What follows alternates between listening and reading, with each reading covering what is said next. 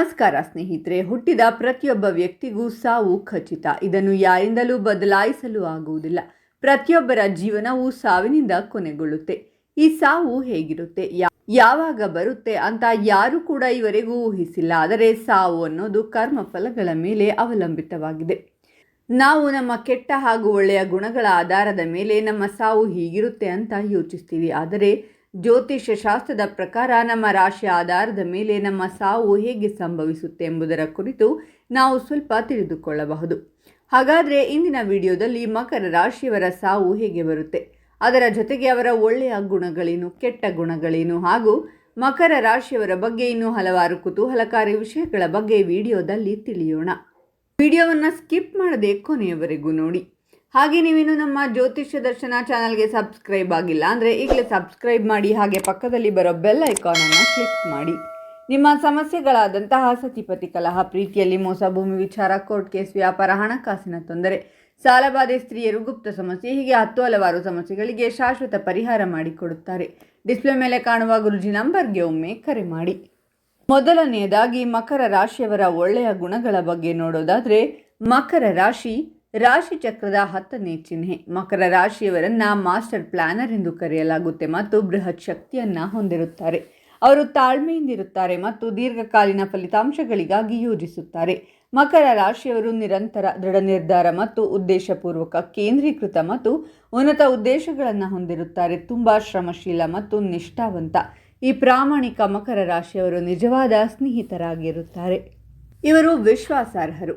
ಮಕರ ರಾಶಿಯ ಜನರು ಜವಾಬ್ದಾರಿಯುತ, ಧೈರ್ಯಶಾಲಿ ಮತ್ತು ಶ್ರಮಶೀಲರು ಮತ್ತು ನೀವು ಅವರನ್ನು ನಿಜವಾಗಿಯೂ ಅವಲಂಬಿಸಬಹುದು. ಮಕರ ರಾಶಿಯವರು ನಿಮಗೆ ಏನಾದರೂ ಭರವಸೆ ನೀಡಿದ್ದರೆ ಅವರು ಆ ಭರವಸೆಗೆ ಬದ್ಧರಾಗಿರುತ್ತಾರೆ. ಅವರ ನಿರಂತರತೆಗಾಗಿ ಜನರು ಅವರನ್ನು ಮೆಚ್ಚುತ್ತಾರೆ. ಅವರು ಒಂದು ನಿರ್ದಿಷ್ಟ ಕೆಲಸವನ್ನು ಪೂರ್ಣಗೊಳಿಸುವ ಜವಾಬ್ದಾರಿಯನ್ನು ತೆಗೆದುಕೊಂಡಿದ್ದರೆ ಅದನ್ನು ಮುಗಿಸುವವರೆಗೂ ಸುಮ್ಮನೆ ಕೂರುವುದಿಲ್ಲ. ಕರ್ತವ್ಯ ನಿಷ್ಠೆ. ತಮ್ಮ ಕರ್ತವ್ಯಗಳನ್ನು ನೆನಪಿಸಿಕೊಳ್ಳುವ ಜನರನ್ನು ಜಗತ್ತು ಪ್ರೀತಿಸುತ್ತೆ. ಒಬ್ಬ ವ್ಯಕ್ತಿಯು ಕರ್ತವ್ಯಕ್ಕೆ ಬದ್ಧನಾಗಿದ್ದರೆ ಆ ವ್ಯಕ್ತಿಯು ಕೆಲಸದಲ್ಲಿ ಅತ್ಯುತ್ತಮವಾಗಲು ಮತ್ತು ನಂತರ ತಂಡವನ್ನು ಮುನ್ನಡೆಸಲು ಹೆಚ್ಚಿನ ಅವಕಾಶಗಳಿವೆ. ಆದ್ದರಿಂದ ಮಕರ ರಾಶಿಗೆ ಕೆಲಸವನ್ನು ನೀಡಿದಾಗ ಅವರು ಅದನ್ನು ಮಾಡಲು ಏನು ಬೇಕಾದರೂ ಮಾಡಲು ಸಿದ್ಧರಿರುತ್ತಾರೆ. ನ್ಯಾಯದ ಪರ. ಮಕರ ರಾಶಿಯು ಭೂಮಿಯ ಸಂಕೇತವಾಗಿದೆ ಮತ್ತು ಎಲ್ಲ ಇತರ ಭೂಮಿಯ ಚಿಹ್ನೆಗಳಂತೆ ಅವರ ಮನಸ್ಸಿನಲ್ಲಿ ನ್ಯಾಯವು ನೆಲೆಸಿದೆ. ಅವರು ಸಮರ್ಥನೀಯ ಮನಸ್ಸನ್ನು ಹೊಂದಿದ್ದಾರೆ ಮತ್ತು ಹೀಗೆ ಪ್ರತಿಯೊಂದು ಸನ್ನಿವೇಶ ಅಥವಾ ವ್ಯಕ್ತಿಯನ್ನು ಎಲ್ಲ ಕಡೆಯಿಂದ ನಿರ್ಣಯಿಸುತ್ತಾರೆ. ಆದ್ದರಿಂದ ಅವರು ಎಂದಿಗೂ ಆಮಿಷಕ್ಕೊಳಗಾಗುವುದಿಲ್ಲ. ಅವರು ಯಾವಾಗಲೂ ಕೆಳಮಟ್ಟದಲ್ಲಿ ಮತ್ತು ವಿನಮ್ರರಾಗಿ ಉಳಿಯುತ್ತಾರೆ. ಇದು ಮಕರ ರಾಶಿಯ ಅದ್ಭುತ ಗುಣವಾಗಿದ್ದು ಅವರ ವೃತ್ತಿ ಜೀವನದಲ್ಲಿ ಅದ್ಭುತ ಯಶಸ್ಸನ್ನು ಸಾಧಿಸಲು ನೆರವಾಗುತ್ತದೆ. ಆದರೆ ಅದೇ ಸಮಯದಲ್ಲಿ ಈ ಗುಣವು ಅವರನ್ನು ಹೆಚ್ಚಾಗಿ ಯೋಚಿಸುವಂತೆ ಕೂಡ ಮಾಡುತ್ತದೆ. ಶಾಂತ ಸ್ವಭಾವದವರು. ಮಕರ ರಾಶಿಯ ಜನರು ತುಂಬ ಕೂಲ್ ಮತ್ತು ಶಾಂತವಾದ ಮನಸ್ಸನ್ನು ಹೊಂದಿರುತ್ತಾರೆ. ಅವರು ಎಲ್ಲದರ ಬಗ್ಗೆ ತುಂಬ ತಾಳ್ಮೆಯಿಂದಿರುತ್ತಾರೆ ಮತ್ತು ಅದಕ್ಕಾಗಿಯೇ ಬಹುಶಃ ಯಶಸ್ಸು ಅವರ ಮನೆ ಬಾಗಿಲನ್ನು ತಟ್ಟುತ್ತದೆ. ಭಾವನೆಗಳು ಮತ್ತು ಭಾವೋದ್ರೇಕಗಳು ಮಕರ ರಾಶಿಯವರ ಮೇಲೆ ಎಂದಿಗೂ ಪರಿಣಾಮ ಬೀರುವುದಿಲ್ಲ ಮತ್ತು ಕೆಲವರು ಈ ಮನೋಭಾವವನ್ನು ಕೂಲ್ ಮತ್ತು ನಿಷ್ಕಪಟ ವರ್ತನೆ ಎಂದು ಗ್ರಹಿಸುತ್ತಾರೆ. ಆದರೆ ಇವರು ನಾಟಕವನ್ನು ಇಷ್ಟಪಡುವುದಿಲ್ಲ ಮತ್ತು ಅದಕ್ಕಾಗಿ ಅವರು ಹೆಚ್ಚು ಭಾವನೆಗಳು ಮತ್ತು ನಾಟಕದಿಂದ ದೂರವಿರುತ್ತಾರೆ ಮತ್ತು ಪ್ರಾಮಾಣಿಕವಾಗಿ ತಮ್ಮ ಗುರಿಯತ್ತ ಕೆಲಸ ಮಾಡುವಲ್ಲಿ ಮಗ್ನರಾಗಿರುತ್ತಾರೆ. ತೀಕ್ಷ್ಣವಾದ ಹಾಸ್ಯ ಪ್ರಜ್ಞೆ. ಮಕರ ರಾಶಿಯ ಜನರು ಉತ್ತಮ ಹಾಸ್ಯ ಪ್ರಜ್ಞೆಯನ್ನು ಹೊಂದಿರುತ್ತಾರೆ. ಆದರೆ ಅವರು ವ್ಯಂಗ್ಯವನ್ನು ಹಾಸ್ಯದ ಮೂಲಕ ಪ್ರಸ್ತುತಪಡಿಸಬಲ್ಲರು. ಕೆಲವು ಜನರು ಮಕರ ರಾಶಿಯವರ ಅಮೂರ್ತ ಹಾಸ್ಯಗಳೊಂದಿಗೆ ಅನಾನುಕೂಲತೆಯನ್ನು ಅನುಭವಿಸಬಹುದು. ಆದರೆ ಹಾಸ್ಯ ಪ್ರಜ್ಞೆಯು ಮಕರ ರಾಶಿಯವರಲ್ಲಿರುವ ಸಹಜ ಗುಣ. ಹೆಚ್ಚಿನ ಐಕ್ಯೂ ಹೊಂದಿರುವ ಜನರು ಮಾತ್ರ ಇಂತಹ ಹಾಸ್ಯ ಚಟಾಕಿಯನ್ನು ಹೊಡೆಯಬಹುದು. ಇನ್ನು ನಕಾರಾತ್ಮಕ ಗುಣಗಳ ಬಗ್ಗೆ ನೋಡೋದಾದರೆ, ಅವರು ಸುಲಭವಾಗಿ ಭ್ರಮನಿರಸಗೊಳ್ಳುತ್ತಾರೆ.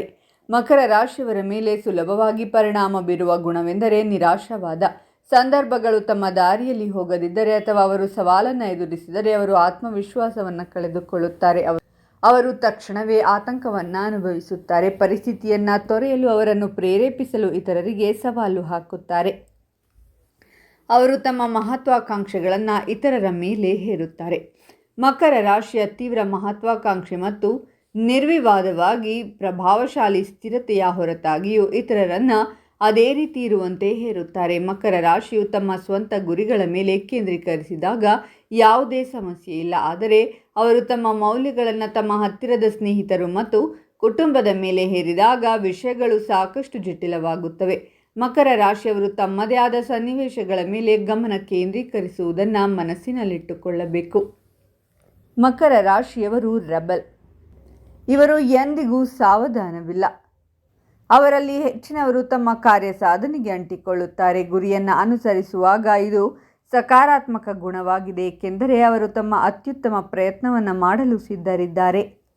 ಆದರೆ ಇತರ ಸಂದರ್ಭಗಳಲ್ಲಿ ಇದು ದೌರ್ಬಲ್ಯವಾಗಿರಬಹುದು. ಉದಾಹರಣೆಗೆ, ಅವರ ಮನಸ್ಥಿತಿಗಳು ಎರಡು ಕಾರ್ಯಗಳ ನಡುವೆ ಸಮತೋಲನ ಮಾಡಬೇಕಾದಾಗ ಅವರಿಗದು ಅನಿರೀಕ್ಷಿತವಾಗಿರುತ್ತದೆ. ಕೆಟ್ಟ ಪರಿಸ್ಥಿತಿಯಲ್ಲಿ ಮಕರ ರಾಶಿಯವರು ಕಾನೂನನ್ನು ಮೀರುತ್ತಾರೆ ಮತ್ತು ಇವರು ಇಷ್ಟಪಡುವುದನ್ನು ಮಾಡಲು ಸ್ವತಂತ್ರರು ಎಂದು ನಂಬುತ್ತಾರೆ. ಮೋಜು ಮಾಡುವ ಜೊತೆಗೆ ಸಂದರ್ಭವನ್ನು ಕೆಡಿಸುವಂತಹ ಗುಣವು ಇವರದ್ದು. ಇವರು ಹಗಲು ಕನಸುಗಾರರು. ಮಕರ ರಾಶಿಯವರು ಆಗಾಗ್ಗೆ ಹಗಲುಗನಸು ಕಾಣುತ್ತಾರೆ ಮತ್ತು ಇತರ ಜನರ ಸುತ್ತಲೂ ಇರುವಾಗಲೂ ತಮ್ಮ ಕಲ್ಪನೆಯಲ್ಲಿ ಉಳಿಯುವ ಸಾಮರ್ಥ್ಯವನ್ನು ಹೊಂದಿರುತ್ತಾರೆ. ಇತರರಿಂದ ತಮ್ಮನ್ನು ದೂರವಿಡಲು ಮತ್ತು ಅವರ ಆತ್ಮಾವಲೋಕನದ ಆಲೋಚನೆಗಳ ಮೇಲೆ ಕೇಂದ್ರೀಕರಿಸಲು ಅವರಿಗೆ ಯಾವುದೇ ತೊಂದರೆ ಇಲ್ಲ. ಅವರ ಈ ಗುಣಲಕ್ಷಣಗಳಿಂದಾಗಿ ಅವರು ಆಸಕ್ತಿ ಹೊಂದಿರುವ ವಿಷಯದ ಮೇಲೆ ಕೇಂದ್ರೀಕರಿಸಬಹುದು. ಆದರೂ ಸಾಂದರ್ಭಿಕವಾಗಿ ಅವರ ಬಗ್ಗೆ ಕಾಳಜಿ ವಹಿಸುವವರು ಮತ್ತು ಅವರೊಂದಿಗೆ ಸಂಪರ್ಕ ಸಾಧಿಸಲು ಬಯಸುವವರು ಇವರನ್ನು ಭೇಟಿಯಾದಾಗ ತಮ್ಮ ಅನುಕೂಲಕ್ಕಾಗಿ ಇತರರನ್ನು ದೂರವಿರಿಸುವ ಅಭ್ಯಾಸದಿಂದಾಗಿ ನೋವನ್ನು ಅನುಭವಿಸಬಹುದು. ಇವರು ಬೇಗನೆ ಯಾರನ್ನೂ ನಂಬುವುದಿಲ್ಲ. ಮಕರ ರಾಶಿಯವರು ನಿಮ್ಮನ್ನು ತಕ್ಷಣವೇ ಸ್ವೀಕರಿಸುತ್ತಾರೆ ಎನ್ನುವುದನ್ನು ನಂಬದಿರಿ. ಅವರು ಯಾರನ್ನೇ ಆಗಲಿ ನಂಬಲು ತಮ್ಮ ಸಮಯವನ್ನು ತೆಗೆದುಕೊಳ್ಳುತ್ತಾರೆ ಮತ್ತು ಆಗಾಗ್ಗೆ ಅವರ ಆಲೋಚನೆಗಳಲ್ಲಿ ತೊಡಗಿಸಿಕೊಂಡಿರುತ್ತಾರೆ. ಅವರು ನಿಮ್ಮನ್ನು ನಂಬದಿದ್ದರೆ ನೀವೆಷ್ಟೇ ನೊಂದುಕೊಂಡರೂ ಅವರು ನಿಮ್ಮ ಮುಂದೆ ತೆರೆದುಕೊಳ್ಳುವುದಿಲ್ಲ. ಅವರ ನಿಕಟ ಸ್ನೇಹಿತರು ಅವರ ಈ ವಿಚಿತ್ರ ಸ್ವಭಾವದಿಂದ ನಿರಾಶೆಗೊಳ್ಳಬಹುದು. ಇನ್ನು ಬಹುಮುಖ್ಯವಾಗಿ ಮಕರ ರಾಶಿಯವರ ಸಾವು ಹೇಗೆ ಬರುತ್ತೆ ಅಂತ ನೋಡೋದಾದರೆ, ಮಕರ ರಾಶಿಯವರು ಸೋಮಾರಿಗಳಾಗಿರುತ್ತಾರೆ. ಕೆಲವೊಮ್ಮೆ ಸ್ವಲ್ಪ ಅಸಡ್ಡೆ ಹೊಂದಿರುತ್ತಾರೆ. ಈ ರಾಶಿಯವರು ಮನೆಯಲ್ಲಿಯೇ ಇರಲು ಮತ್ತು ಇಡೀ ದಿನ ಏನನ್ನೂ ಮಾಡದೇ ಇರಲು ಇಷ್ಟಪಡುತ್ತಾರೆ. ನಿದ್ದೆ ಮಾಡಲು ಹೆಚ್ಚು ಇಷ್ಟಪಡುತ್ತಾರೆ. ಅತಿಯಾದ ನಿದ್ರೆ ಅವರ ಸಾವಿಗೆ ಪ್ರಮುಖ ಕಾರಣವಾಗಬಹುದು. ಹಾಗೆ ಇವರಿಗೆ ಶತ್ರುಗಳಿಂದ ಸಾವು ಬರಬಹುದು. ಸಾವಿರುವುದು ಮೊದಲೇ ಖಚಿತವಾಗಿರುತ್ತೆ. ನಾವು ಜೀವನದಲ್ಲಿ ಒಳ್ಳೆಯ ಕೆಲಸಗಳನ್ನು ಮಾಡಿದರೆ ಸಾವಿಗೆ ಹೆದರುವ ಅವಶ್ಯಕತೆ ಇಲ್ಲ. ಹಾಗಾಗಿ ಮಾಡುವ ಕೆಲಸಗಳನ್ನು ಶ್ರದ್ಧೆ ಭಕ್ತಿಯಿಂದ ಮಾಡೋಣ. ದೇವರು ಕೂಡ ಮೆಚ್ಚುತ್ತಾನೆ. ಈ ಮಾಹಿತಿ ನಿಮಗೆ ಇಷ್ಟ ಆಗಿದ್ದರೆ ವಿಡಿಯೋಗೊಂದು ಲೈಕ್ ಮಾಡಿ ಮತ್ತು ಓಂ ಶನೇಶ್ವರಾಯ ನಮಃ ಅಂತ ಕಾಮೆಂಟ್ ಮಾಡಿ. ಹಾಗೆ ನಿಮ್ಮ ಎಲ್ಲ ಸ್ನೇಹಿತರಿಗೂ ಹಾಗೂ ಸಂಬಂಧಿಕರಿಗೂ ಶೇರ್ ಮಾಡಿ. ಅವರು ಕೂಡ ಮಾಹಿತಿಯನ್ನು ತಿಳಿಯುವಂತಾಗಲಿ.